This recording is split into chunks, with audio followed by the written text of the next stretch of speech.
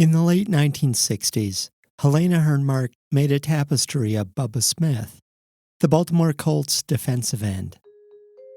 Then she made one of Little Richard, the piano-playing showman who sang Tutti Frutti, a wop-bop-a-loo-bop, a lop-bam-boom. I was looking around for possible people who would be interested in a tapestry. I don't know why I thought about the rock and roll and the football world, but for some reason I had the notion. Helena was young, in her mid-20s, determined to make a life making large woven tapestries, an art she had learned in Sweden before coming to Montreal in Canada in 1964, an ancient craft which in her hands was given a decidedly modern twist. There is a picture of her in a Montreal newspaper posing with her Little Richard, where I'm wearing a hot pants, leather hot pants, and I'm standing next to the tapestry. One day in October 1970, she learned that Little Richard was coming to Montreal to perform, and she asked if she could hang her tapestry behind him on stage, like a backdrop. Now, by the early 1970s, Little Richard wasn't so big anymore. Also, Montreal was a hotbed of French-Canadian separatism, and at the time that Little Richard was to perform, Quebec's Minister of Labor was found dead in the trunk of a car, having been kidnapped. Also, it was pouring rain. So, almost no one showed up. A few dozen people, if that. But there was Helena's tapestry hanging behind the band.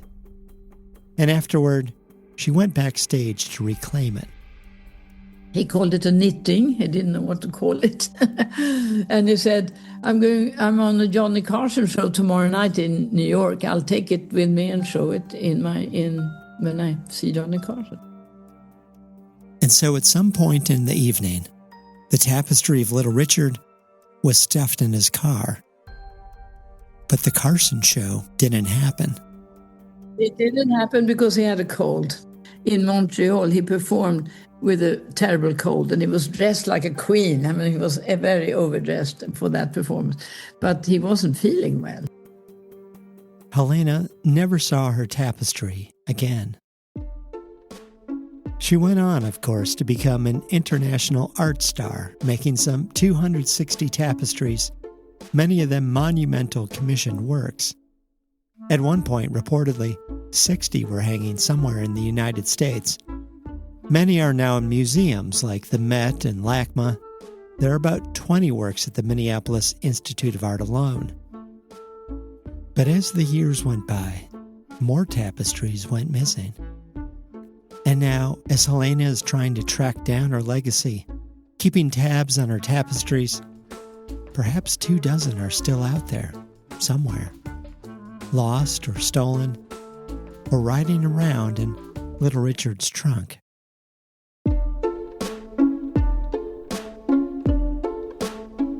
This is the Object Podcast, produced by the Minneapolis Institute of Art, now showing Royal Bronzes, Cambodian Art of the Divine, from October 25th through January 18th, and Crowning the North, Silver Treasures from Bergen, Norway, through March 8th. The Object is made possible by generous support from Ameriprise Financial, a proud supporter of the Minneapolis Institute of Art and committed to the future of art and culture in the communities they serve. Ameriprise Financial, helping people feel confident about their financial future since 1894. Today, a story about what it means when art goes missing, about the changing nature of how we live and work with art, and an APB on missing tapestries. Our lines are open. You know what to do. I'm Tim Gihring.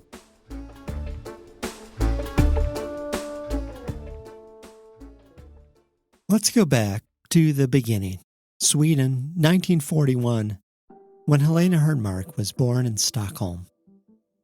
Her mother was a writer, a journalist.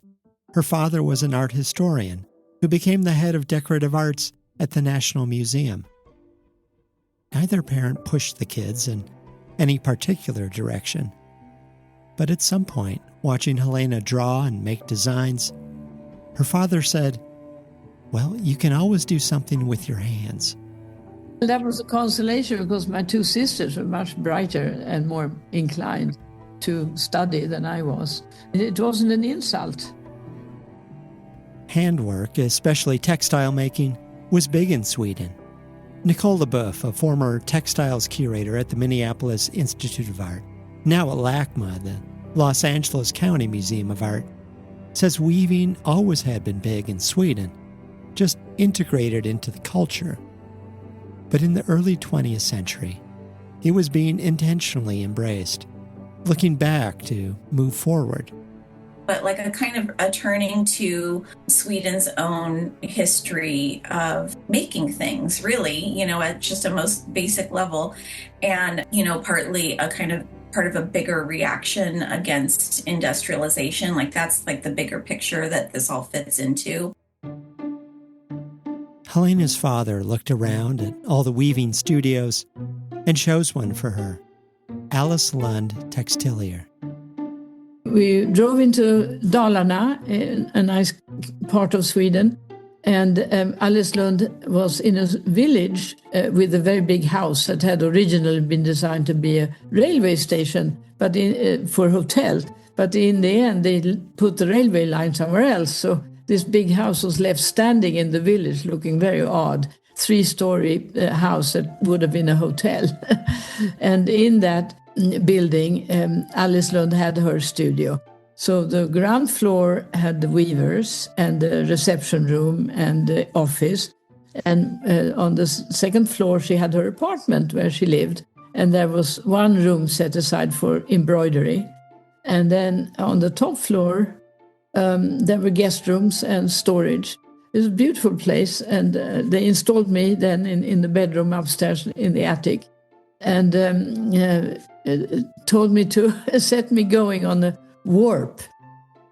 Hour after hour, she wound the warp, making a few kroner a day. Happy, she says, as a clam.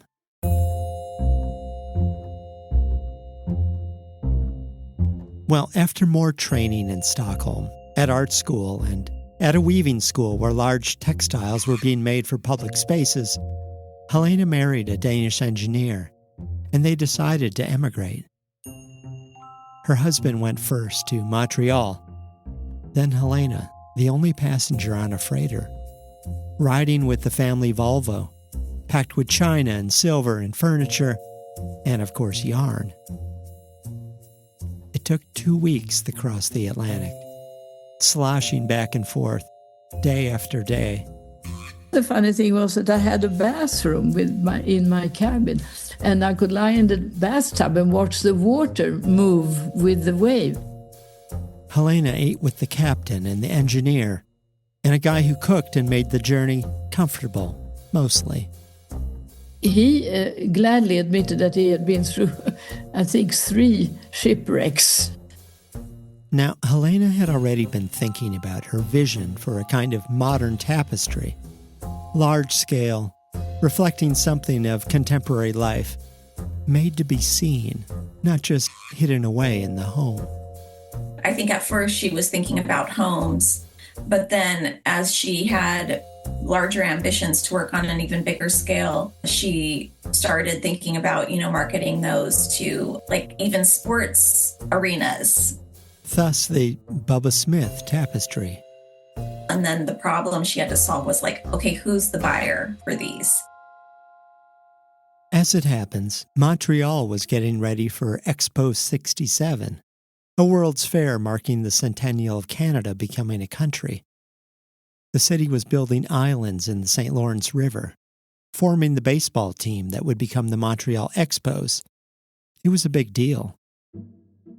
And so, when the National Film Board of Canada was designing a pavilion for itself at the Expo, a large building with multiple theaters, and wanted an enormous textile in the lobby, 20 feet across, and wanted it to look like stained glass, lit from behind, well, they approached Helena.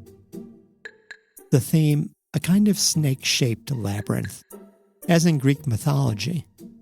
Yes, like a crazy person. I thought, I've got to go to Crete and have a look at Knossos, the labyrinth. So I did, and a bit uncomfortable because I was wearing miniskirts, and that was new in England. It hadn't even gone to the US, but in Crete it was not a good idea to have a miniskirt. I had to rethink my strategy a bit. Helena's weaving studio in Montreal was a fairly small room, but she and her team of weavers pulled off this giant see-through labyrinth. And when they were done, they nailed the tapestry to the ceiling of the studio and hung it in a circle and had a cocktail party inside it. Helena was off and running. Early on, Helena had realized it wasn't just the art world that was changing. Architecture was too. Architects were seeing themselves as artists and wanted to work with other artists to help create these modern spaces. Space that went beyond just decorative to become statements. And some of the biggest statements were being made by corporations, building headquarters to reflect their stature, filling them with art to reflect their ideals and impress customers. There's a story about Helena early on meeting Jack Leonard Larson, the famous textile designer in New York. And she tells him her idea of working with corporations. And he says he doesn't think it will fly. And she makes a note of it, but kind of literally doesn't take it in. I found the notes much later, and it seems like he told me that it would never work, but I didn't listen. I had my own way of going, and I was very fortunate with connections. I mean, if anything is important in this story, it is who introduces you. In fact, in the early 70s, Helena and her husband drive around the United States in a big circle for months, talking to every architect they can who might place her work in their buildings. But more helpful, she says, was a man she knew in London, head of the Council of Industrial Design, who wrote 10 letters of introduction for her. And she lived on that, she says, for 20 years. One early commission was to make 3 tapestries for the Queen Elizabeth II, the ocean liner. By the late 1960s, crossing the Atlantic by boat was old school. But Cunard wasn't ready to drop anchor. So it made the QE2, as fans called it. Sleek, modern, and purposeful, as its designers called it. Essentially, quote, a very big yacht. It launched in 1967, with the Queen present, a bottle smashed against the hull, fighter planes soaring overhead, just like the old days. And Cunard decided they wanted 3 tapestries on board, 7 by 7 feet. Helena usually worked from photographs, and Cunard had these black and white images of the launch. And I said, can I have those prints? And they said, no, these are the only prints we have. But we can Xerox copy it for you. And that was brilliant. So I lived on that forever. The grid of Xerox copying is much more related to weaving than just a plain photograph. Helena made the 3 tapestries. The first of Queen Elizabeth celebrating the launch with her husband, Prince Philip, and Sir Basil's small piece, the chairman of Cunard, and other dignitaries. The second of the bow of the ship in dry dock. The third of the boat launching into the sea with fighter jets overhead. There was the job for Bethlehem Steel in Pennsylvania in the 1970s. Another 3 tapestries of molten steel being poured from enormous ladles. So photorealistic, you can almost feel the heat coming off the threads. Commissioned by an architect for a new building at the headquarters to hang outside an auditorium there. An architect, Helena says, so nearsighted that he held her designs like 2 inches from his eyes. But she got the work. And then there was the job for Weyerhaeuser, the lumber company. 1971, a tapestry of a tree in the rainforest outside Seattle for a new building. So I flew to Seattle, and they said, go to the tall hotel, go up on the roof, and our helicopter will pick you up and fly you into the rainforest. 29 years old, I'm standing there like James Bond, waiting for the helicopter. And after everything was done and they had built a building, it was a gorgeous building, and they had a huge, wonderful party, which I'll never forget. It's so over the top. So it was obviously interesting to fall into these different worlds. Things went on like this for years. And then, starting in the 1980s, the party in some ways began winding down. Corporations changed. Manufacturing moved overseas. Headquarters were downsized or abandoned. The art inside was boxed up or rolled up. And as Helena often says, to roll up a tapestry is to make it disappear. Once the tapestries came off the walls, nobody would know what they were or where they were. They vanished. There's no record at all. It's not like a small sculpture where you can, put it on a storage shelf and, go in and still see it and view it and access it and understand it. Once it's put in to rolled storage, you have no idea what's there. It's a sort of black box. When Bethlehem Steel was sold in 2003, directors apparently locked the tapestries in a room. And other staff, as Helena understands it, were so concerned the directors would walk off with them that they secretly moved the tapestries to another room. Helena says it was the biggest compliment of her work she's ever received, that people actually wanted to commit a crime to save them. A couple years later, Helena got in touch with the employees. There was a lab with 40 employees, and they sat in the last rooms available to them. And I saw that. They had all hung them up around them. 40 people had the tapestries hanging around them. And they had taken care of the loose end, the women had stitched in loose ends. So that was very nice. The tapestries were later crated in wooden boxes, wrapped in aluminum foil so the acid in the wood wouldn't damage them. And then they sat in storage, while the company's new owner debated whether to ship them to London to display in his dining room. Eventually, Helena tracked them down.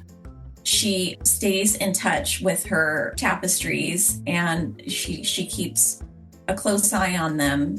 And when they're no longer part of a living context, when they're not being displayed, when they go into storage, she goes to work trying to find a new home for them. It's really her acting as a kind of go-between and a broker to find homes, to find a good forever home for her tapestries. One had been damaged and thrown away. Another ended up in a union hall, part of a steel industry heritage project. The third, Helena took home to Connecticut, where it still hangs. Times change. In the 1980s, Pitney Bowes, then the premier maker of postage meters, had built a massive headquarters in Connecticut, designed by the firm of I.M. Pei, the internationally renowned architect, with 2 tapestries commissioned from Helena, each 40 feet long, hanging in 2 different lobbies. And then, in 2014, the headquarters closed. Helena got the tapestries transferred to the Minneapolis Institute of Art with the help of LeBoeuf. They were so long they had to be taken apart in the middle, which is how they had been sewn in the first place, 4 20-foot pieces. Another work called Up and Down, put up in a Pepsi-Cola building in New York in the 80s, was taken down a couple decades later and brought over to an art center at the nearby State University of New York at Purchase, then placed in a closet for maybe 10 years. And then one day, many years later, A man calls and says, "I found your tapestries," in a closet in the art center.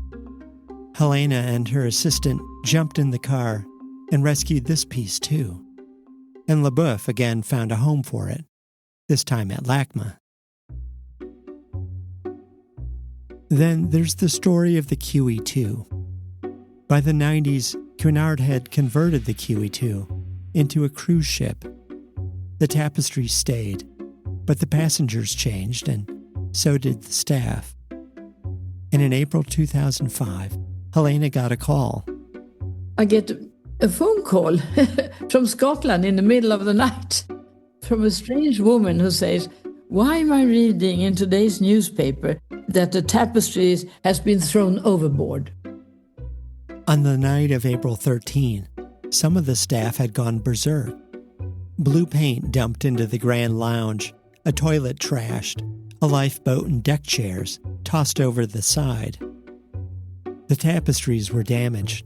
The missing one eventually found not in the sea, but in the air ducts above the penthouse suites. The tapestries were restored at the British Museum and apparently made it back on the boat. But eventually, the QE2 was sold to Dubai. And the QE2 is now parked in Dubai as a hotel. And the tapestries are hanging in the reception area where you enter the ship. So they're still being used. Everybody is happy. Everything is fine. Art goes missing, of course, for all kinds of reasons.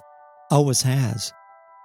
Rembrandt's painting of Lucretia, now at the Minneapolis Institute of Art, was lost almost as soon as it left his studio in the 1600s, surfacing only a few times over the next 260 years, possibly bought by the Duke of Lithuania, disposed of by his grandson, who had squandered the family fortune, sold at auction to an Englishman and lost track of again, possibly sitting in a villa in Italy, until it finally comes to New York in the 1920s and is sold to a Minnesota newspaper publisher. Other Rembrandts have been lost at sea, stolen off the walls of museums like the Isabel Gardner in Boston. There's one nicknamed the Takeaway Rembrandt because it's been stolen so often, 4 times so far. Indeed, going missing sometimes turns out to be the best thing for an artwork. When the Mona Lisa was stolen from the Louvre in 1911, it was so not famous that apparently no one noticed it was gone for a full day. But by the time it returned, it was well on its way to being the most famous artwork in the world. It's good to be lost, so long as you're found. Well, yeah, I mean, I totally agree with you. Like on a really basic level, there's this kind of whodunit, like it's a mystery, it's an unsolved mystery. But when I hear of Helena's works getting stolen, I mean, it is so weird. I mean, it's just weird. I don't like, why would you do that? Part of me is like, why would anyone take that? Because you can't enjoy it openly out in plain sight, you've got to keep it hidden to some extent, and you've got to keep it secret. You can lose textile artwork in a museum through like a flood or a fire or moth damage. I mean, like, these things happen. So the preservationist in me, it's like a gut punch whenever there's loss, for whatever reason. But specifically when it's by a known woman maker, then it becomes even more rare. Helena is now working on a book, a catalog raison telling the stories behind the tapestries, and figuring out which ones are unaccounted for. That snake labyrinth for the Film Board of Canada, missing a long time now. 2 1980s tapestries for Johnson & Johnson baby products, Family Feeling 1 and 2, also missing. Rising Perspectives for IBM, Spacewalk for CBS, more ship tapestries for Royal Caribbean and the SS Malaysia, all missing. Some 20 corporate commissions altogether, and another half dozen private works. And, of course, Little Richard.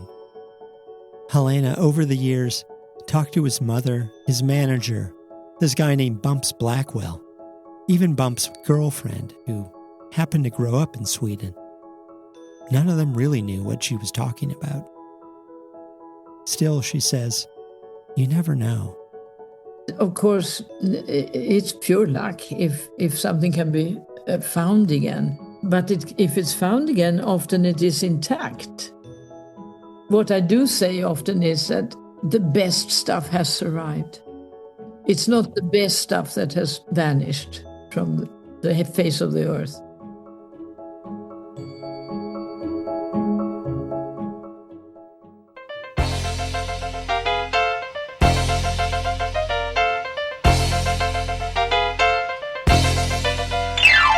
This has been the Object Podcast, made possible by Ameriprise Financial and produced by the Minneapolis Institute of Art. This winter, come see the snowy landscapes of Scandinavia and Mia's growing collection of art from Sweden, Finland, Norway, and elsewhere in Northern Europe. And stay tuned for tickets to the next live podcast taping on Saturday, February 7, The Object Love, all about the gods and love and other myths. I'm Tim Gihring, and thanks very much for listening.